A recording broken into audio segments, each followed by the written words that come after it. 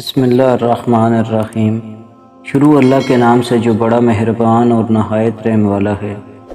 پانی اور نماز ایک جیسے ہیں۔ پانی محتاج نہیں پینے والوں کا، اور نماز محتاج نہیں پڑھنے والوں کی۔ دونوں کے لیے پیاس ضروری ہے۔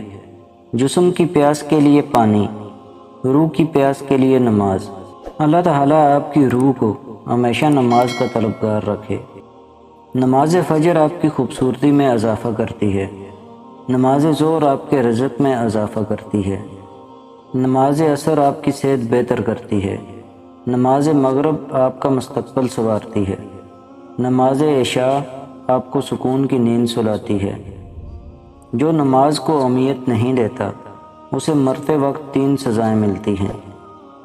1 ذلت کی موت مرتا ہے، 2 بھوکا مرتا ہے، 3 سمندر کا پانی بھی پی لے وہ پیاسا ہی مرے گا۔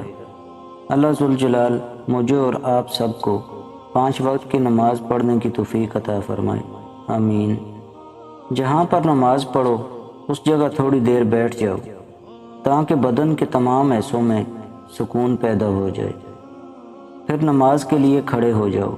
اس طرح کہ یہ خیال کرو کہ کعبہ تمہارے سامنے، پلسرات تمہارے پاؤں کے نیچے، جنت تمہارے سیدھے ہاتھ کی طرف، جہنم تمہاری الٹی طرف، اور موت کا فرشتہ تمہارے پیچھے کھڑا ہے، اور یہ سمجھو کہ یہ تمہاری زندگی کی آخری نماز ہے۔